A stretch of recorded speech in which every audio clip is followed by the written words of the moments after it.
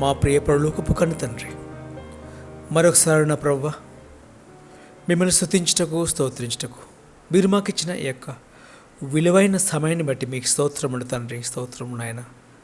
సర్వోన్నతుడా, గడిచిన వారమంతా మీ కృపలో కాపుదల భద్రపరిచి మరొకసారి నా ప్రభువా, మీ యొక్క మహిమల వాక్యమును తండ్రి ధ్యానం చేసుకునే గొప్ప సమయాన్ని బట్టి మీకు స్తోత్రములు తండ్రి. స్తోత్రము నాయన. ఇక్కడ కూడి ఉన్న మీ పిల్లలను సోషల్ మీడియా ద్వారా వీక్షిస్తున్న మా ప్రియులందరినీ మీ సరిలో జ్ఞాపకం చేస్తూ అందరి కోసం ప్రార్థిస్తున్నాం ప్రభా.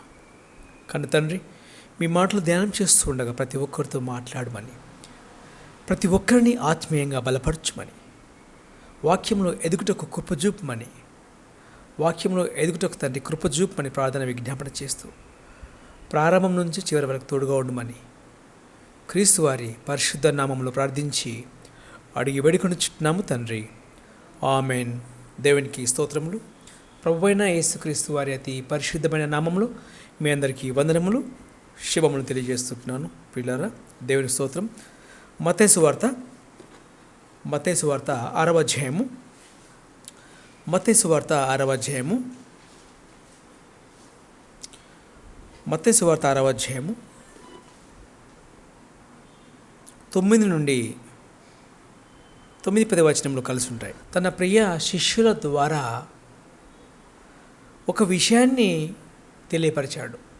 యేసుక్రీస్తు ప్రభువు సుమారు 2000 సంవత్సరాల క్రితం ఈ లోకంలోనికి సర్వమానవాళి రక్షణార్థమై వచ్చిన ప్రభువు శిష్యులతో మాట్లాడుతూ ప్రార్థన ఎలా చేయాలో శిష్యులకు నేర్పుతూ ఆ ప్రార్థనలోని పరమార్థం ప్రపంచానికి అందేలా చేశాడు. ప్రార్థన ఎలా చేయాలో శిష్యులకు నేర్పుతూ ఉన్నాడు. ప్రభువు నేర్పిన ప్రార్థన. ఎలాగూ ప్రార్థన చేయాలో తెలియదు కనుక మీరు ఇలాగూ ప్రార్థన చేయుడి అన్నాడు ప్రభువు. ఎలాగూ చదవండి. పరలోకమందున్న మా తండ్రి, నీ నామము పరిశుద్ధపరచబడునుగాక, నీ రాజ్యము వచ్చునుగాక, నీ చిత్తము పరలోకమందు నెరవేరుచున్నట్లు,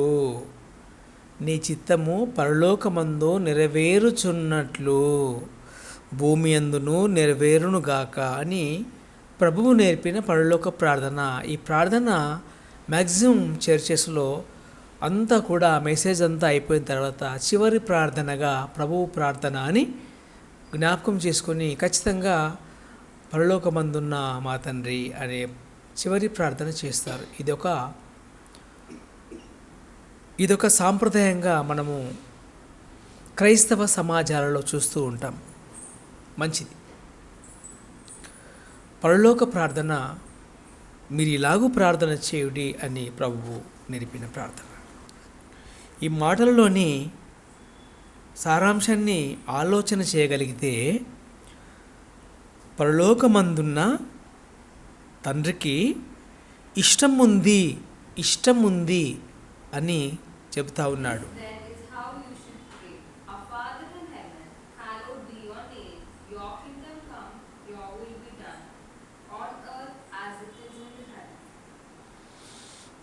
దేవుని ఇష్టము ఉంది అని దేవుడు వాక్యంలో రాయించాడు. దేవునికి ఇష్టము ఉందట. మనుషులు అనుకుంటారు దేవునికి ఏమి ఇష్టాలు ఉంటాయి, దేవునికి ఏమి ఇష్టాలు ఉంటాయి అనుకుంటారు. ఒక ధనవంతుడికి ఇంకా మిగిలిపోయిన కోరికలు ఏముంటాయి అనుకుంటారు. ప్రపంచంలోనే ధనవంతుడు, అతడు దేన్నంటే దాన్ని ఇంటికి తెప్పించుకుంటాడు. ఏ ఫుడ్ అంటే ఆ ఫుడ్, ఎలాంటి బట్టలు అంటే అలాంటి బట్టలు, ఎలాంటి ఆర్నమెంట్స్ అంటే అలాంటి ఆర్నమెంట్స్. ధనవంతుడికి మిగిలిపోయిన కోరికలు అంటూ ఏముండవు. పేదవాడికైతే నీ కోరికలు ఏమున్నాయంటే చాలా ఉన్నాయి కోరికలు, నా పేదరికమే నన్ను ఏది లోకాన్ని అనుభవించకుండా చేసింది, నా కోరికలన్నీ అలాగే ఉన్నాయంటాడు. అదే ధనికుడిని అడిగితే నేను లోకాన్ని అంతా కూడా చూసేశాను అంటాడు. కారణం డబ్బు, ధనవంతుడు కదా. ఈ ధనవంతుడికి కోరికలు మిగిలి ఉండవు. ప్రపంచంలోనే గొప్ప ధనవంతుడు ఉన్నాడు. ఆ ధనవంతుడికి అన్నీ ఉన్నాయి, పిల్లలు లేరు. అన్నీ ఉన్నాయి, ధనవంతుడికి పిల్లలు లేరు. అతన్ని అడిగితే ఏమంటాడు? నాకు పిల్లలు లేరు అనే దిగులు ఎప్పటికీ నన్ను ఒంటరిగా ఉన్నప్పుడు నన్ను చాలా ఆలోచనకు గురి చేస్తుంది. నాకు పిల్లలు లేరు అంటాడు.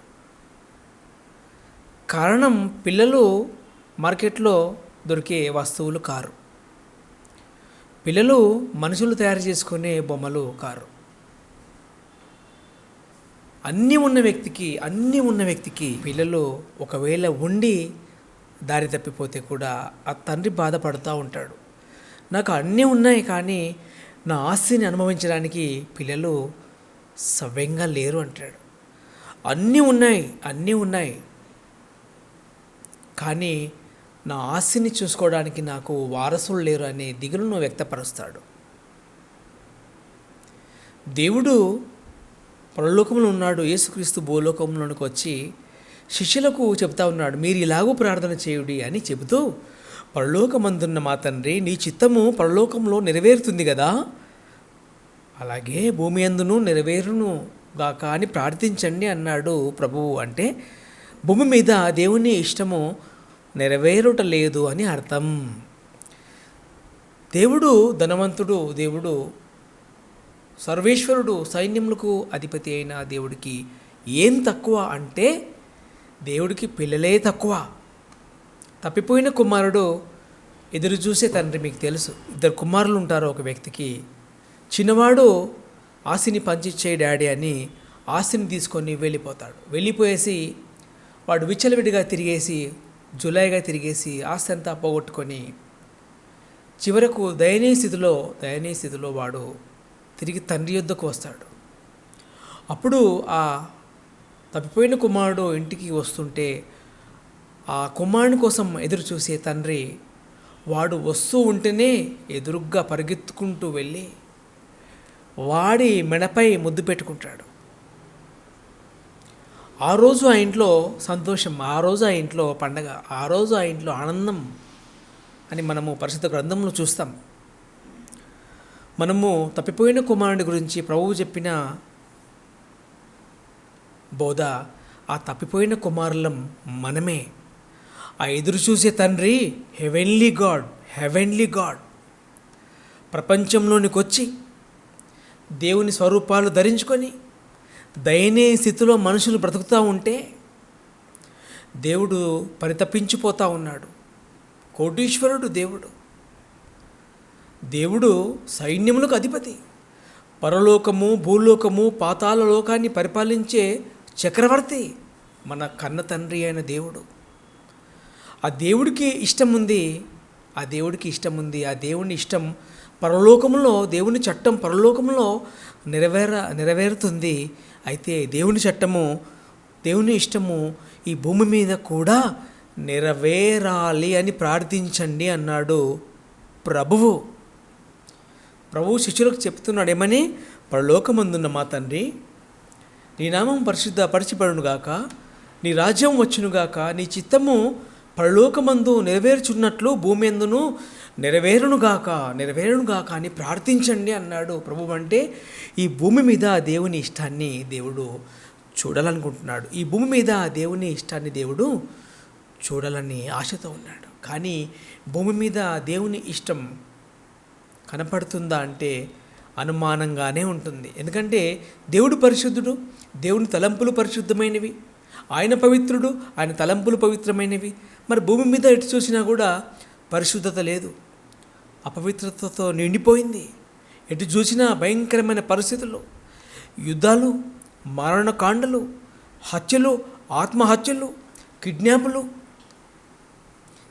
మహాత్మా గాంధీ గారు ఒక స్త్రీ అర్ధరాత్రి ఒంటరిగా తిరిగినప్పుడే నిజమైన స్వాతంత్రం అని మహాత్ముడు చెప్పినట్లుగా ఆలోచన చేయగలిగితే పట్టబగలే ఎవరికీ రక్షణ లేదు. పట్టబగలే ఎవరికీ రక్షణ లేని స్థితి ఈనాడు భూమి మీద ఉంది. ఇది దేవుని చిత్తం కాదు కదా? ఇది దేవుని చిత్తమా? ఇది దేవుని ఇష్టమా? దేవుని ఇష్టం పరిశుద్ధమైన ఇష్టాలు. దేవుని ఇష్టం పవిత్రంగా ఉంటుంది. దేవుని ఇష్టం పరిశుద్ధంగా ఉంటుంది. ప్రతిరోజు టీవీలలో చూస్తున్నాం. ఎటు చూసినా క్రైమ్. పట్టబగలే నరుక్కొని చంపుకుంటున్నారు. పట్టబగలే దారుణ హత్యలు. పట్టబగలే ఎత్తుకుపోతూ ఉన్నారు. ప్రపంచంలో ఇలాంటి వార్తలు సహజంగా రోజు విని ప్రజలలో అలవాటైపోయిందేమో. కానీ ఈ లోకాన్ని చూస్తున్న దేవుడికి, ఈ లోకాన్ని అబ్జర్వ్ చేస్తున్న దేవుడికి ఎంత బాధ కలుగుతుంది. దేవుని ప్రియబిడ్డలారా, దేవుని అనాది సంకల్పానికి ఈనాడు మనుషుడు దేవునికి భిన్నంగా బ్రతుకుతూ ఉంటాడు. దేవుని అనాది సంకల్పం, ఈ విశ్వం పుట్టక ముందు దేవుడు అనుకున్నాడు, నా పిల్లలు భూమి మీదకి వెళ్ళి పరిశుద్ధంగా పవిత్రంగా బ్రతుకుతారు, నా ఇష్టాన్ని భూమి మీద నెరవేరుస్తారు అనుకున్నాడు. కానీ దేవుని ఆశలన్నీ ఆశలుగానే మిగిలిపోయాయి.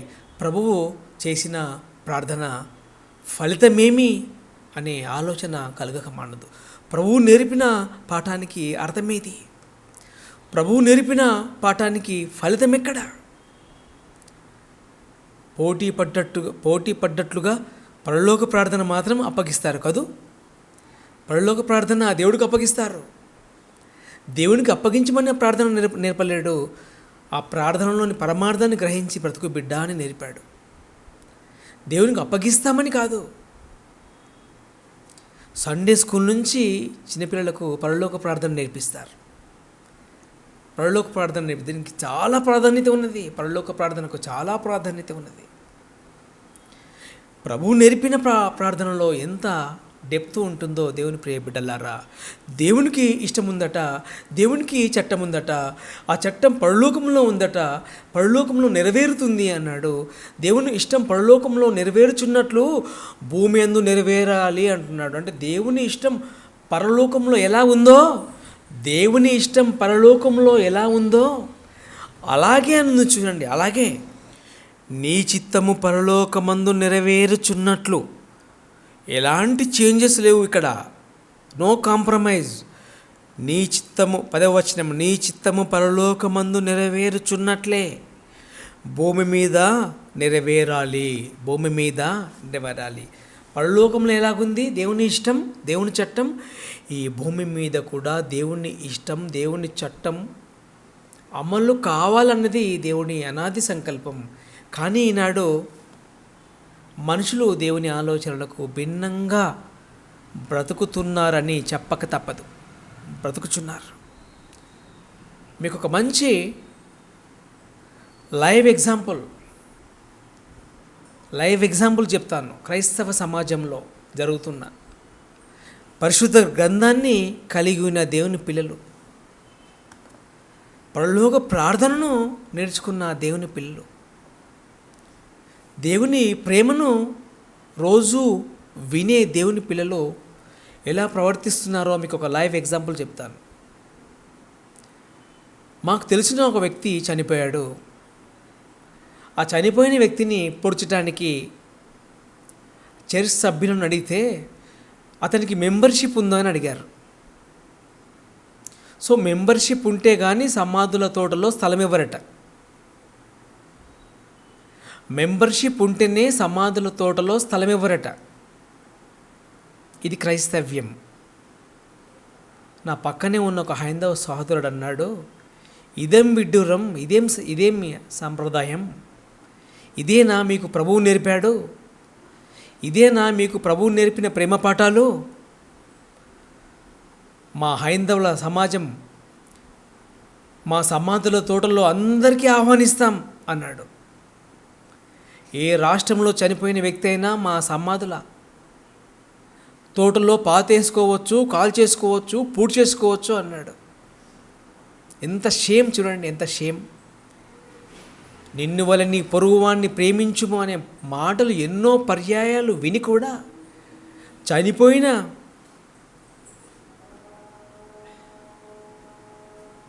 ఒక వ్యక్తిని, వారి కుటుంబాన్ని ఓదార్చడం పోయి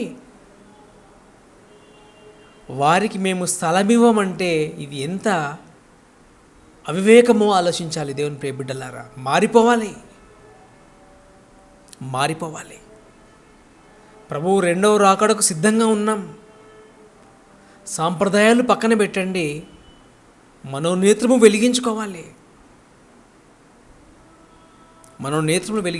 మారిపోవాలి. దేవుని ప్రియ సంగమ మారిపోవాలి. యేసుక్రీస్తు రెండవ రాకడకు సిద్ధంగా ఉండి కూడా ఇంకా పూర్వపు పారంపర్యాచారాలను, ఇంకా పూర్వపు సాంప్రదాయాలను గైకొంటూ ఉంటే యేసుక్రీస్తు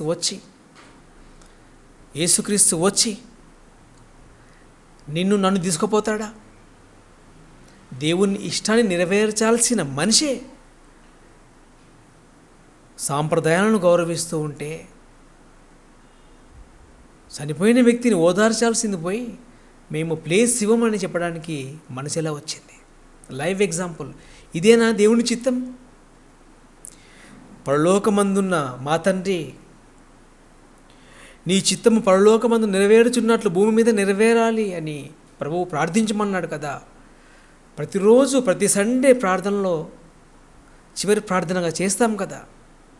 మరి దేవుని ఇష్టం ఇదేనా? ప్రపంచానికి దేవుని ఇష్టం అర్థం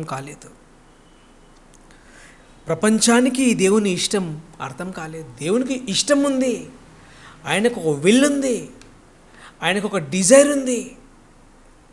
అది భూమి మీద నెరవేరాలి అని కోరిక, అనాది సంకల్పము. ప్రపంచంలో ఉన్న మనిషి ఈ లోకానికి వచ్చి దేవుని చిత్తాన్ని మరిచిపోతే ప్రభువైన యేసుక్రీస్తు ఈ లోకంలోనికి వచ్చి అలాంటి ఒక ఆకారంతో వచ్చి ఏం చెబుతున్నాడు చూద్దాం. యోహాను సువార్త 6వ అధ్యాయము 6:38. Gospel John chapter 6:38. ప్రభు అంటున్నాడు, నా ఇష్టము నెరవేర్చుకొనుటకు నేను రాలేదు, నన్ను పంపిన వాని చిత్తము. పరలోకము నుంచి యేసుక్రీస్తు ప్రభు ఎందుకు వచ్చాడట? దేవుని ఇష్టం నెరవేర్చడానికే వచ్చాడు. యేసుక్రీస్తు ఎందుకు వచ్చాడు ఈ లోకంలోనికి? పరలోకం నుంచి భూలోకానికి ఎందుకు వచ్చాడు? దేవుని ఇష్టం నెరవేర్చటానికి. మళ్ళీ చదవండి. నా ఇష్టం నెరవేర్చుకున్నటకు నేను రాలేదు. పరలోకం నుంచి యేసుక్రీస్తు వచ్చాడు, పరలోకం నుంచి మనం కూడా వచ్చాం. మనం ఏం చేస్తున్నాం? మన ఇష్టాలను మనము నెరవేర్చుకుంటూ ఉంటాం. అసలు దేవునికి ఇష్టం అంటూ ఉంది అని అసలు ఆలోచన ఎవరికైనా వస్తుందా? దేవునికి ఏమి ఇష్టం ఉంటుంది అనుకుంటారు చాలామంది. ఆయన అనుకున్నవన్నీ దేవుడికి దొరుకుతాయి అనుకుంటారు చాలామంది. ముందుగానే చెప్పాను, అన్నీ ఉన్నాయి, పిల్లలు లేరు, పిల్లలు దూరమైపోయారు. తప్పిపోయిన కుమారుడు ఎదురు చూసే తండ్రి, తప్పిపోయింది లోకం.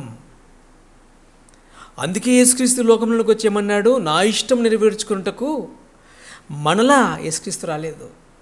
మన కోరికలన్నీ తీరిన తర్వాత చివరిలో దేవుడి గురించి ఆలోచిస్తాం. అన్నీ మన కోరికలన్నీ ఫుల్ఫిల్ అయిన తర్వాత అప్పుడు ఆ దేవుడి గురించి ఆలోచిస్తారు. చాలామంది ఏజ్ అంతా అయిపోయిన తర్వాత అప్పుడు దేవుడి గురించి ఆలోచిస్తారు. ఏజ్ అంతా అయిపోయిన తర్వాత, ఏజ్ ఉన్నప్పుడు లోకం ఎలాగూ చనిపోతానని మెల్లిగా డైవర్ట్ అయ్యి దేవుడి వైపు చూస్తూ ఉంటారు. నా ఇష్టం నెరవేర్చుకున్నటకు యేసుక్రీస్తు రాలేదు, దేవుని ఇష్టం నెరవేర్చుటకే పరలోకం నుంచి వచ్చాను. 8వ అధ్యాయము 29వ వచనం, సేమ్ చాప్టర్, 8వ అధ్యాయము యోహాను సువార్త 29:8-29. ఎస్,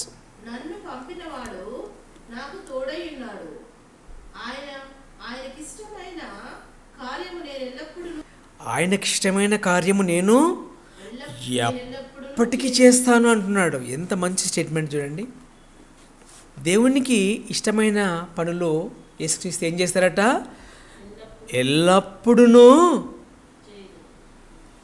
ఎల్లప్పుడంటే విశ్వం పుట్టింది మొదలుకొని విశ్వం పుట్టకముందు కూడా యేసుక్రీస్తు దేవునికి ఇష్టమైన పనులే చేసేవాడు. భూమి మీదకి వచ్చి కూడా నేను దేవునికి ఎల్లప్పుడూ, ఇప్పుడే కాదు పిల్లారా జాగ్రత్తగా వినండి, ఇప్పుడు కాదు, ఎల్లప్పుడూ నేను దేవునికి ఇష్టమైనవి చేస్తాను. ఎంత మంచి స్టేట్మెంట్ ఇస్తున్నాడు ప్రభువు. దేవుని ఇష్టం భూమి మీద నెరవేర్చిన మహనీయుడు ఎవరు? Lord Jesus Christ. దేవుని ఇష్టం భూమి మీద స్థాపించిన వ్యక్తి ఎవరు? ఫౌండర్ ఎవరు? యేసుక్రీస్తు. భూమి మీద దేవుని చట్టాన్ని ప్రపంచానికి చెప్పాడు ప్రభువైన యేసుక్రీస్తు. దేవునికి ఇష్టం ఉంది. ఆ ఇష్టం ఏంటి? పరిశుద్ధత, పవిత్రత. దేవుడు పరిశుద్ధుడు కదా, ఆయన పవిత్రుడు కదా. ఆ పరిశుద్ధత, ఆ పవిత్రత దేవుడు భూమి మీద స్థాపించాలనుకున్నాడు. ఎవరి వల్ల కాలేదు. యేసుక్రీస్తు వచ్చి ఈ భూమి మీద ప్రేమ సామ్రాజ్యాన్ని స్థాపించాడు. సుమారు 2000 సంవత్సరాలు అవుతా ఉంది. సుమారు 2000 సంవత్సరాలు ఈ భూమి మీద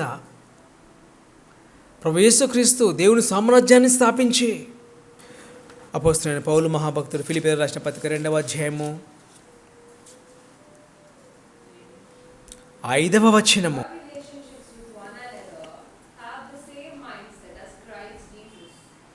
క్రీస్తు యేసునకు కలిగిన ఈ మనసు మీరును కలిగి ఉండుడి. ఆయన యేసుక్రీస్తు అండి, దేవుని కుమారుడు అండి అంటావా? క్రీస్తు యేసునకు కలిగిన ఈ మనసు మీరు కూడా కలిగి ఉండుడి అంటున్నాడు దేవుడు. ఎవరిని వదిలిపెట్టాడు దేవుడు? దేవుడికి అందరూ కావాలి. దేవుడికి ఎవరు కావాలి? అందరూ కావాలి. క్రీస్తు యేసునకు కలిగిన ఈ మనసు మీరు కలిగి ఉండుడి.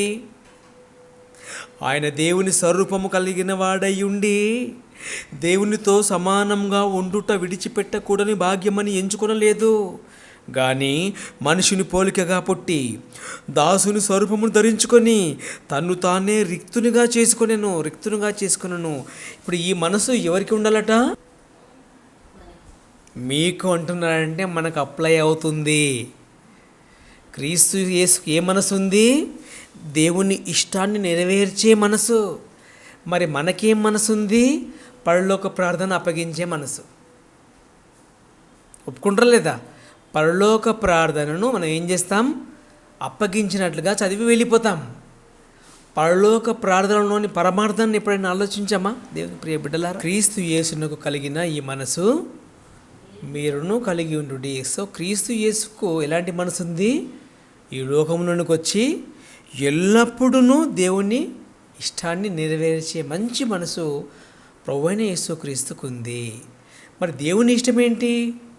దేవునికి ఇష్టం ఉంది కదా, మరి దేవుని ఇష్టం ఏంటి? ఫస్ట్ తిమోతి, అపోస్తలుడైన పౌలు భక్తుడు రాసిన తిమోతికి రాసిన మొదటి పత్రిక 2వ అధ్యాయము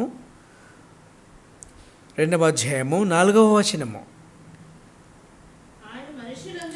మనుషులందరూ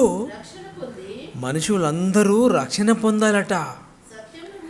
సత్యంను గూర్చిన అనుభవ జ్ఞానము గలవారై ఉండవలనని దేవునికి ఇష్టముందట. దేవునికి ఏమి ఇష్టముంది? మనుషులందరూ రక్షింపబడాలనేది దేవుడి ఇష్టం. మనుషులందరూ రక్షింపబడాలని దేవుడి ఇష్టం. మరి ఈనాడు ఎటు చూసినా నేరాలు, ఘోరాలు, మరణాలు, ఆత్మహత్యలు, దోపిడీలు, దొంగతనాలు, మోసం, దగ, ఎటు చూసినా దేవుణ్ణి ఎరిగిన వారు కానివ్వండి, దేవుణ్ణి ఎరగని వారు కానివ్వండి, అంతా కూడా ఒకటే వేళ పోతున్నట్లుగా ఉంటుంది. అప్పుడప్పుడు ఆలోచన చేయగలిగితే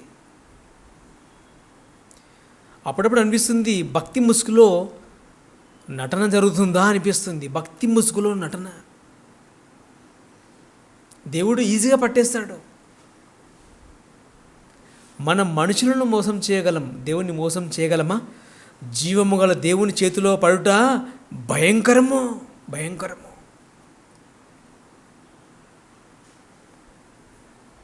దేవుని ఇష్టమేంటి? మనుషులందరూ రక్షణ పొంది మనుషులందరూ రక్షింపబడాలి. దేవుడి కోరిక. ప్రియులారా, దీంట్లో మన బాధ్యత, మన పాత్ర ఏమైనా ఉన్నదా? మనం విశ్వాసులం కదా, దేవుని నమ్ముకున్నాం కదా, దేవుని నమ్ముకొని జీవిస్తున్నాం కదా. ఫిలిప్పీ పత్రిక మొదటి అధ్యాయము మనం విశ్వాసులం కదా. మన పాత్ర ఏంటి? మనుషులందరూ రక్షింపబడే విషయంలో మన పాత్ర ఏంటి? ఇది దేవుని ఇష్టం అయి ఉంది. పరలోకంలో ఉన్న దేవుడి ఇష్టం ఈ భూమి మీద నెరవేరబడాలి అంటే దేవుడికి పరిశుద్ధులైన పిల్లలు కావాలి.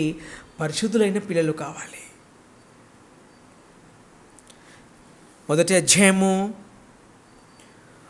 అధ్యాయము మన బాధ్యత ఏంటో తెలుసుకోవాలి. నాకేం బాధ్యత లేదండి, నేను చర్చికి వెళ్ళి వస్తానండి అంటే మరి బైబుల్ అలా ఒప్పుకోవడం లేదు. నేను పరలోక ప్రార్థన చేస్తాను బ్రదర్, చర్చికి వెళ్ళి వస్తాను బ్రదర్ అంటే బైబుల్ అలా ఒప్పుకోవడం లేదు. దేవుడు ఏమంటున్నాడు? నాకు మనుషులందరూ కావాలి. ఎలా కావాలి ప్రవ్వా? రక్షణ పొందాలి. ఎలా కావాలి ప్రవ్వా? రక్షణలో అనుభవ జ్ఞానులై ఉండాలి. రక్షణలో అనుభవ జ్ఞానం. నీవు రక్షింపబడ్డావు, నీ మట్టుకు నీవు. మరి ప్రపంచం సంగతి ఏంటి? దేవుని ప్రియ బిడ్డ, 30వ వచనం, verse 30. క్రీస్తునందు విశ్వాసముంచుట మాత్రమే కాదు. ఎంత బాగా రాయిస్తున్నాండి దేవుడు బైబిల్ను. మేము విశ్వాసలమండి అంటే బైబిల్ ఒప్పుకోవడం లేదు. క్రీస్తునందు విశ్వాసముంచుట మాత్రమే కాక ఆ యేసుక్రీస్తు పక్షమున శ్రమపడు అంటుంది బైబిలు.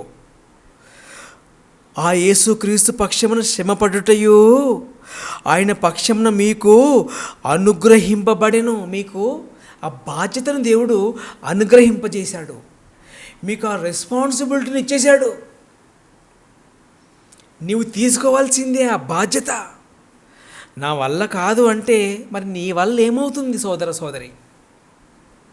నేను వాక్యం చెప్పలేను బ్రదర్ అంటే వాక్యం చెప్పరాకపోతే వేరే పనులు ఉండవా? దేవుని సంఘంలో ఎన్నో పనులు కదా. దేవుని సంఘంలో ఎన్నో పనులున్నాయి, ఎన్నో బాధ్యతలు ఉన్నాయి. మనుషులను దేవుని దగ్గరకు నడిపించడం కూడా సువార్త పనే. మీరు వింటున్న ఈ వాక్యము ప్రపంచం వైపు షేర్ చేసిన సువార్త పనిలో మీరు భాగస్వాములే. మేము విశ్వాసం బ్రదర్ అంటే కుదరదా? మరి కుదరదని బైబిల్ సెలవిస్తూ ఉంది. క్రీస్తునందు విశ్వాసం ఉంచుట మాత్రమే కాదు, అనుమానాలన్నీ నిర్వీర్యమైపోతాయి బైబిల్ చదువుతూ ఉంటే, ధ్యానం చేస్తూ ఉంటే. దేవుని ప్రియ బిడ్డలారా, శ్రమ పడుటయు మీకు అనుగ్రహింపబడెను. దేవుని ప్రియ బిడ్డలారా, ప్రశ్నించుకుందాం, మనము ఏమైనా శ్రమ పడుతున్నామా? దేవుడికి ఏమో అందరూ కావాలి, అందరూ రక్షింపబడాలి. రక్షింపబడ్డవారు చాలామంది తక్కువగా ఉంటారు, రక్షణలో లేని వారు ఎక్కువగా ఉంటారు. మరి వారిని దేవుడి వైపు తిప్పే పని మనపై ఉందని ఈరోజు దేవుని వాక్యం మనకు సెలవిస్తూ ఉంది. ఆలోచన చేయండి దయచేసి, మనసు పెట్టి. క్రీస్తునందు విశ్వాసం ఉంచడం మాత్రమే కాదు, ఆయన పక్షమున శ్రమపడుటయు నీ బాధ్యత. దేవుని చిత్తము నెరవేర్చిన వారు ప్రారంభంలో ఉన్నారు. హెబ్రీ పత్రిక 10వ అధ్యాయము 36వ వచనము. మీరు, పౌలు గారు అంటున్నాడు, మీరు దేవుని చిత్తము నెరవేర్చిన వారై వాగ్దానము పొందు నిమిత్తము మీకు ఓరిమి అవసరమై ఉన్నది. ఆనాడు ప్రారంభంలో దేవుని చిత్తము నెరవేర్చారు. ఏం చేశారు? దేవుని వాక్యం కొరకు శ్రమపడ్డారు. శ్రమ. దేవుని ప్రియులారా, క్రైస్తవ సమాజమా, ఏమైనా శ్రమ పడుతున్నామా? ఏమైనా శ్రమ పడుతున్నామా? అందరినీ దేవుడి వైపు తిప్పే పనిలో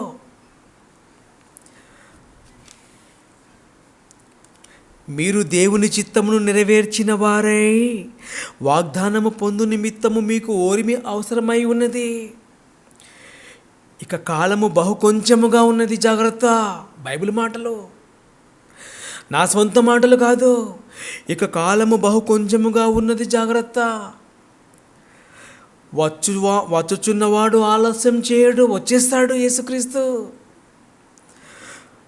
నా ఎదుట నీతిమంతుడైన వాడు విశ్వాసమూలముగా జీవించును గాని అతడు వెనుక తీసిన ఎడల అతని యందున్న ఆత్మకు సంతోషం ఉండదు. అయితే మనం నశించుటకు వెనుక తీయువారము కాము, కానీ ఆత్మను రక్షించుకొనుటకు విశ్వాసము కలిగిన వారమై ఉన్నాము. నీతిమంతుడైన వాడు విశ్వాసమూలముగా జీవించును. ఒకవేళ అతడు వెనుక తీసిన ఎడల అతని యందున ఆత్మకు సంతోషం ఉండదు. నువ్వు విశ్వాసివి కదా, క్రీస్తునందు విశ్వాసం ఉంచావు కదా, మరి క్రీస్తు పక్షమున పోరాడవా? పోరాడకపోతే నీ యందు దేవుడికి సంతోషము లేదు.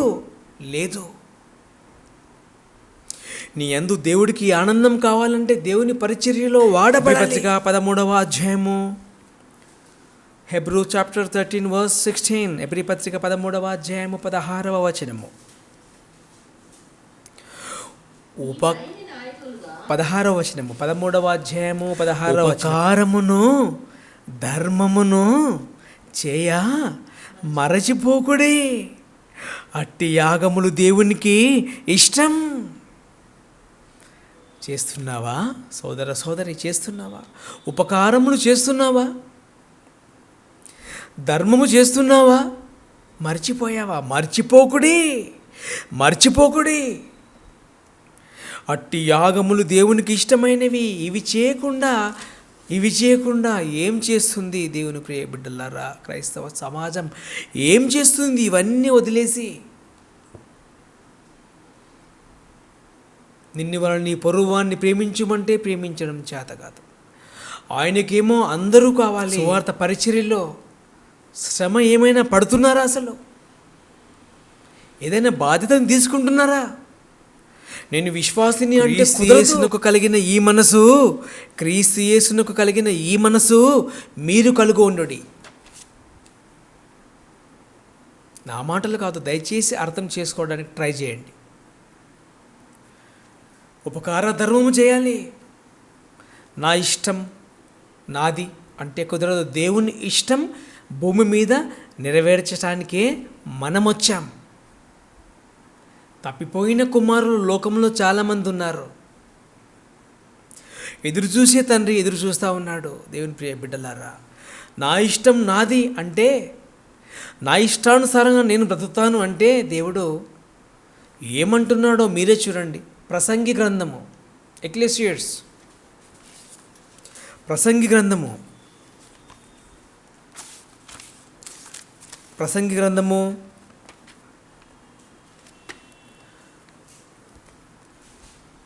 11వ అధ్యాయము చాప్టర్ 11, ఎక్లెసియర్స్ చాప్టర్ 11. దేవుడు ఏమంటున్నాడో చూడాలి. దయచేసి అందరూ చూడాలి. 9వ వచనము యవనుడా,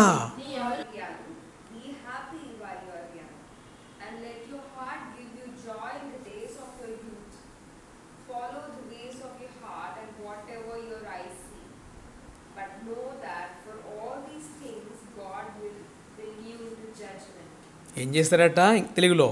యవనుడా, నీ యవనమందు సంతోషపడము. నా ఇష్టం నాది అంటావు కదా, నా ఇష్టం నాది, నా జీవితం నాది అంటావు కదా. దేవుడిచ్చిన జీవితాన్ని తీసుకొని, దేవుడిచ్చిన ఆయుష్ను కలిగి, దేవుడు చేసిన బొమ్మను మనం ధరించుకొని, ఈ బొమ్మతో నా ఇష్టం నాదంటే దేవుడు అంటున్నాడు, యవనుడా నీ యవనమందు సంతోషపడుము. నీ యవనమందు నీ హృదయము సంతుష్టిగా ఉండనిమ్ము. నీ కోరిక చొప్పున, నీ ఇష్టము చొప్పున, నీ దృష్టి యొక్క ఇష్టము చొప్పున ప్రవర్తించుము. బ్రతుకు బిడ్డ, బ్రతుకు. అయితే వీటన్నిటిని బట్టి దేవుడు నిన్ను తీర్పులోనికి తెచ్చునని మాత్రం మర్చిపోకే అంటున్నాడు. జాగ్రత్త. నా ఇష్టం నాదండి అంటారు చాలామంది. మన ఇష్టాలను మనము నెరవేర్చుకోవడానికి ఈ లోకంలోనికి రాలేదు. ప్రభు ఏమంటున్నాడు? నా ఇష్టం నెరవేర్చుకున్నటకు నేను రాలేదు, నా తండ్రి చిత్తం నెరవేర్చుటకు నేను వచ్చాను. ఆయన కార్యములు నేను ఎప్పటికీ చేస్తాను, ఎప్పటికీ చేస్తాను. ఫర్ ఎవర్ నేను రెడీగా ఉన్నాను దేవుని పనులు చేయడానికి అన్నాడు యేసుక్రీస్తు. పౌలు గారు ఏమంటున్నాడు? ఆనాడు సంఘాన్ని ఎబ్రీ పత్రికలో మీరు దేవునికి ఇష్టమైన పనులు చేశారు అన్నాడు. మెచ్చుకుంటున్నాడు, సంఘాన్ని మెచ్చుకుంటా ఉన్నాడు. మనుషులందరూ దేవుడికి కావాలి. 14వ అధ్యాయం 16వ వచనము, యోబు గ్రంథము 14:16.